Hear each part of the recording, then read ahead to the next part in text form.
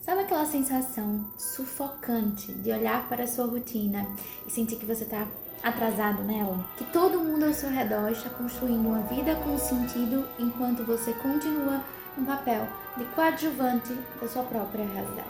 O que você precisa, na verdade, não é nada extravagante. Você só quer autonomia na sua rotina, sentir que suas decisões são só suas de verdade e viver com um propósito, um sentido.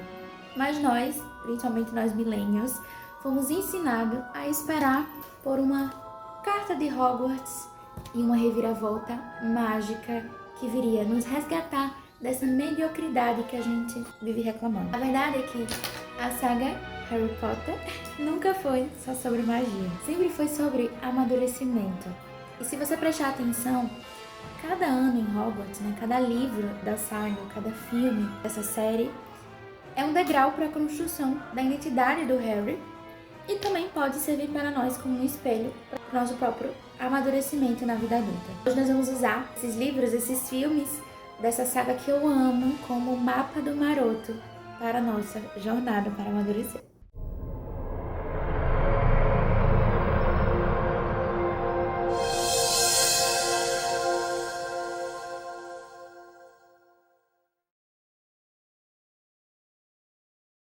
Tudo começa em A Pedra Filosofal, no espelho de Ogezed, para falar assim, né?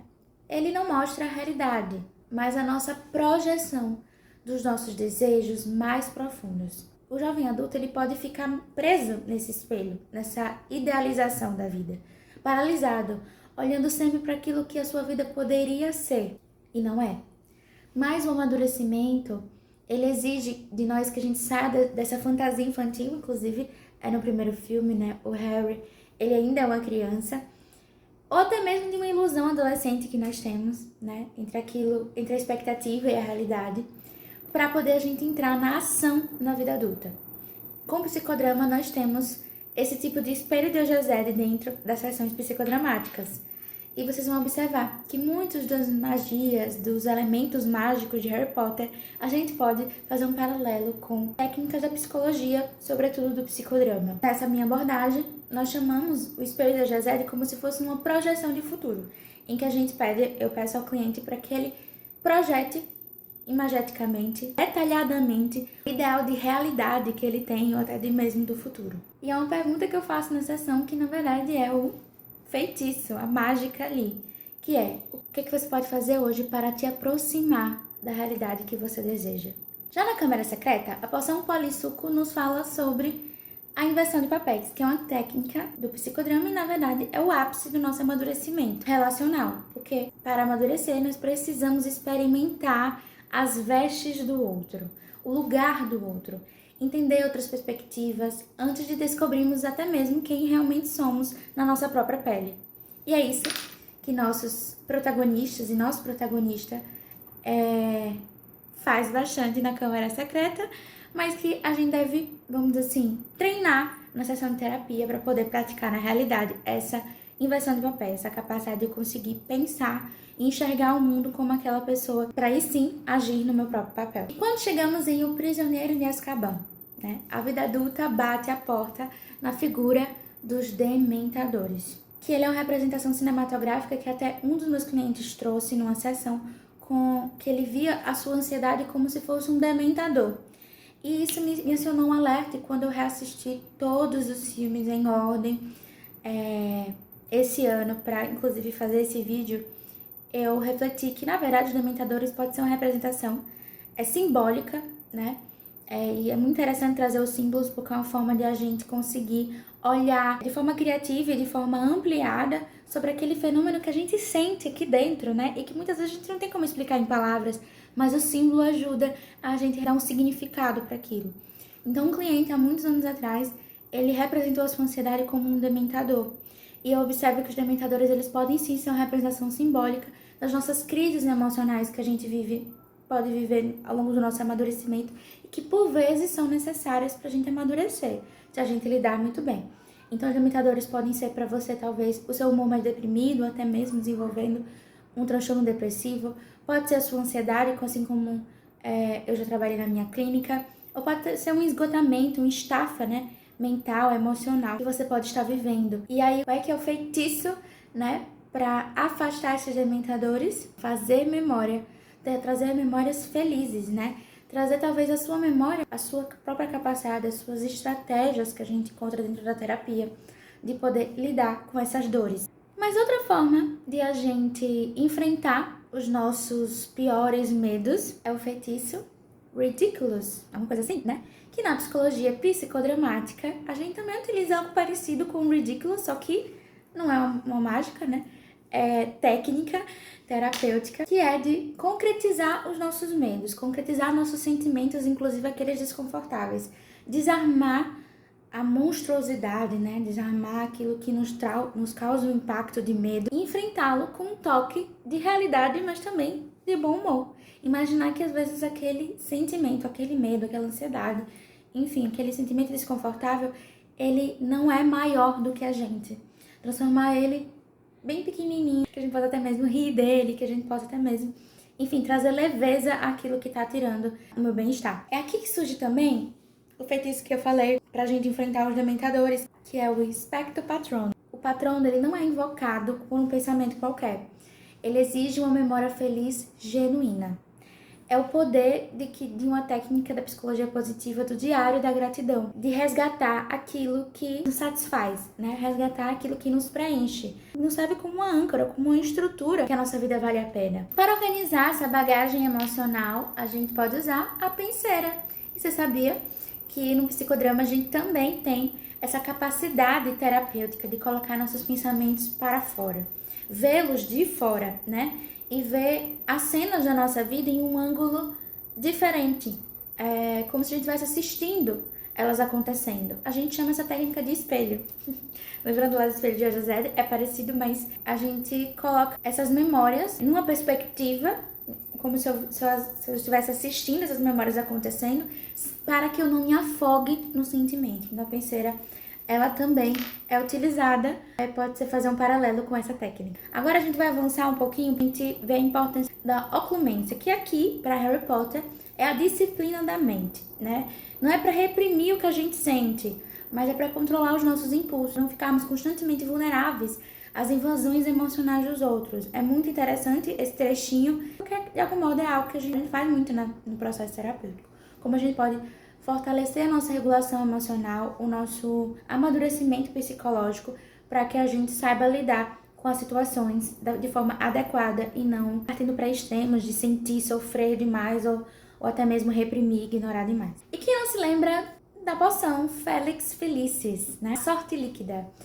Quando o Ron achou que tinha tomado a poção, ele jogou de forma brilhante, né, no quadribol. Só que a sorte dele não estava naquela poção. Estava na confiança, quando ele se sentiu confiante. Para isso, a gente pode utilizar, numa sessão de terapia, o desdobramento do eu ideal. Como é que eu agiria se eu gostaria de agir naquela situação desafiadora, por exemplo, um jogo que eu tenho que competir? Como é que eu gostaria de agir? Como é que seria esse eu ideal? O que é que eu tenho desse eu ideal dentro de mim hoje, né? Então, esse eu ideal, esse eu confiante, esse eu com sorte líquida, né, do Ron, ele já existia dentro dele, mas estava sufocado pela ansiedade, pela insegurança, pela baixa autoestima. E aí entra a nossa poção mágica, que é o desdobramento desse nosso eu ideal. As partes nossas confiantes de segurança que já existem em nós e que a gente pode resgatar. Agora a gente volta para a Ordem da Fênix. É um momento em que a gente começa a perceber que o drama do Harry se intensifica e reverbera nele, o que é muito a manifestação de um trauma. Se a gente reparar, é também em A Ordem da Fênix que o Harry ele assume um novo papel. Ele tem a tomada de um novo papel, que até então ele não tinha tomado. Ele antes era nosso herói, nosso protagonista, o salvador, né? Bem essa era a figura do salvador, do herói, do menino que sobreviveu, do escolhido. E agora ele assume um papel interessante. Na armada de Dumbledore, Harry ele é representado como esse orientador de outros semelhantes a ele. Na tomada do papel, o próprio psicodrama, quando a gente assume um novo papel, quando a gente tem que desempenhar um novo papel, é muito importante que a gente tenha referências para poder copiar. E aí eu vi uma entrevista do Daniel Radcliffe falando que para ele atuar, né, no papel do Harry, para o Harry representar esse momento mais professor na armada de Dumbledore, que ele ensina, né, os feitiços, a defesa contra a arte das trevas para os seus colegas e amigos, ele se inspirou muito no Lupin, que é outro personagem que contracenou com ele, né, do ator que fazia o Lupin. Então ele tinha uma referência que ele copiou para poder tomar esse papel de orientador. O encontro com o orientador é um momento muito importante na nossa jornada para amadurecer, porque faz com que a gente aprenda algo novo, que foi bem o caso do Harry. A gente também descobre partes nossas também novas, né? Papéis novos nossos, para que a gente possa, quem sabe, mais para frente, a gente não só receber do outro, mas a gente possa também doar para o outro, ofertar uma orientação. A gente também possa amadurecer com as nossas relações, não só no papel de aprendizes dela, mas passando também a ensinar e a nutrir os outros com aquilo que a gente recebeu. Agora a gente já vai para o final, em As Relíquias da Morte, que é bem o símbolo, esse próprio título é bem interessante, porque as Relíquias da Morte, ela representa a nossa relação do nosso amadurecimento quanto jovem e adulto com a finitude da vida. Relíquias da Morte várias vezes vai trazer símbolos para a gente aprender a lidar, sim, com a morte, né? Mas também com a vida. E aí que tá. Que é muito interessante que lá em O Prisioneiro de Azkaban, né, o Sirius Black fala para Harry uma das frases mais lindas, eu acho que de Harry Potter. Muitas das frases lindas de Harry Potter dita pelo Dumbledore, né? Mas essa do Sirius tem um lugar especial no meu coração, que é: aqueles que amamos de verdade não morrem. Eles continuam vivos dentro de nós. Mesmo que o Harry, ele passa por esse drama, né, que é perder os seus pais e uma carência afetiva ali, uma carência relacional ali, mas que não é uma carência de amor, porque ele recebeu amor, mesmo que ele não lembre racionalmente, ele lembra emocionalmente. Há um registro no seu corpo, né, literal para o Harry Potter, mas dentro de nós, no nosso psicológico, no nosso lado, nosso campo mesmo cerebral, emocional, afetivo, a gente tem um registro, uma memória de que fomos amados. O Harry, no caso, ele tem um registro, uma memória de que ele foi amado, que ele é amado. Então, dentro da estrutura afetiva dele, ele tem vida, né? Ele tem esse amor dos seus pais, sobretudo da mãe, que é simbolizado através desse feitiço que a mãe deixa, né? De proteção. E algo interessante também que a gente vai descobrindo ao longo da história é que o patrono corporal, os meninos estão lá saltando o espectro patrono, quando a memória é muito forte, é possível que esse feitiço ele ganhe um caráter corporal, ele se torne um animal. Aí, o patrono do Harry, a gente vai descobrir que ele é o mesmo do seu pai. Ou seja, as memórias de amor, de felicidade, elas assumem a forma de quem a gente ama. Então, de algum modo, os nossos poderes, a nossa identidade, ela também tem a característica de quem a gente ama. O Snape também, né? O patrono corporal dele também é de Lilian, o amor, o grande amor da vida dele. Então, a nossa identidade, ela é tecida, né? Moldada pelas nossas relações de amor. E aqui está o grande ensinamento que a jornada para amadurecer do Harry nos deixa. Ninguém se torna protagonista da sua própria história sozinho. O Harry, ele não venceu por ser o mais talentoso, mas porque ele aprendeu a amadurecer suas relações consigo mesmo e com quem amava. A jornada para amadurecer e a jornada da vida adulta para a gente exige encontros genuínos, profundos e de apoio. Você não precisa carregar o peso de tudo sozinho. Para escrever o seu roteiro, você precisa de ajuda. Da psicoterapia, como você viu, tem muito do cinema, né, nela, e também um método seguro para te guiar ao longo dessa sua jornada. No final das Relíquias da Morte, Harry, é muito interessante que quando ele vai para aquela estação de trem, toda clara, né, bem branca, esse símbolo da estação de trem, porque é um momento de passagem. Ele morre, mas ele vai ressuscitar, né? Muito o arquétipo do Salvador, tem muito, né, do próprio Jesus Cristo, né? O que não é um personagem fictício. Então, os personagens fictícios depois, heróis de Salvador, tem muito desse arquétipo de que precisa passar por uma certa morte, pode ser simbólica ou concreta, para ressuscitar mais forte. Então, Harry é muito interessante, algo que é sutil, mas que eu acho super legal de a gente observar é que nesse momento que ele tá nessa estação de trem com o Dumbledore, ele encontra o Dumbledore, que já faleceu mesmo, então, experiência transcendental mesmo que o Harry passa, ele não tá mais usando óculos, porque para quem acredita na salvação, né, no céu, no paraíso, o céu, na verdade, é um estado de espírito, de plenitude, de satisfação plena, de bem-estar completo, de descanso da alma. Então, é como se a gente não tivesse mais nenhuma necessidade. Então, o Harry, ele ali não tem mais necessidade do óculos por causa de um defeito na visão, sabe? Ele enxerga tudo claramente, sem distorções. Ele experimenta, né, disso ali. E quando ele ressuscita, vamos chamar assim, né? Ou seja, ele acaba não morrendo naquele confronto com o Voldemort, ou ele escolhe voltar, né? Ele escolhe ressuscitar. Ele é carregado pelo Hagrid, fingindo que está morto. Ele é carregado pelo Hagrid nos braços, assim como ele foi carregado lá em A Pedra Filosofal pelo mesmo personagem Hagrid nos braços como bebê.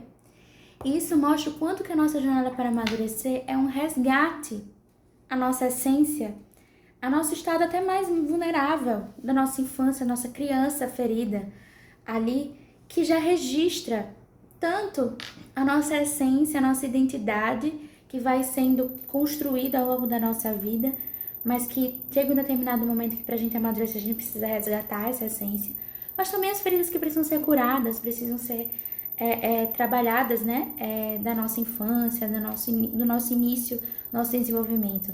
Então é como se fosse um ciclo completo, um ciclo que se fecha, né, e se concretiza daquele bebê, né, que sofreu uma perda ali, a maior perda que alguém talvez possa receber no início da sua vida, mas que ali ele tá voltando para o estágio em que ele já é adulto, né, jovem adulto, e ele vai ganhar.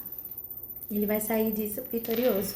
A grande lição de Harry Potter é sobre escolha, é sobre escolher não agir conforme o mal que você sofreu, que aquele bebezinho ali sofreu. Ele não agiu conforme aquele mal. Ele escolheu agir com o amor que ele recebeu na essência.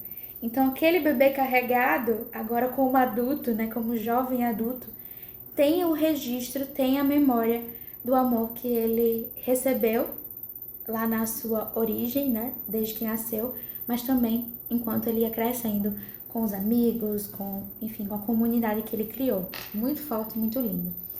É um símbolo realmente de um ciclo que se fecha para um novo começo. E é tudo isso e mais um pouco que eu ensino no meu e-book Psiflix e se a sua vida fosse um filme. Nele eu apresento a jornada para amadurecer, que é esse roteiro clínico e reflexivo que eu desenvolvi e que te oferece diferentes perspectivas sobre as estações que você passa na sua vida adulta, te inspirando a encontrar o seu próprio caminho com coragem e significado, assim como Harry. Então, se você quiser parar de se sentir o espectador da própria vida, da sua própria rotina, eu quero te fazer 2 convites. O primeiro é dar um passo importante para a sua saúde emocional, para o seu desenvolvimento psicológico, que é iniciar a psicoterapia. E o segundo é se juntar ao nosso Clube do Livro E Se a Sua Vida Fosse um Filme, onde usamos as grandes narrativas, né, do cinema, como a gente está falando aqui, como espelho para o nosso próprio crescimento psicológico, emocional. Os links para você agendar sua sessão de terapia e garantir o seu e-book com acesso ao Clube do Livro estão aqui na descrição. Então não esquece de compartilhar esse vídeo, de dar o like para você sempre relembrar desses ensinamentos maravilhosos da saga Harry Potter, relacionando com o seu próprio amadurecimento pessoal. E comenta aqui embaixo qual dessas mágicas, né, de Hogwarts você mais precisa usar na sua vida hoje. Obrigada e até a próxima. Te espero no Clube do Livro ou na terapia. Um beijo!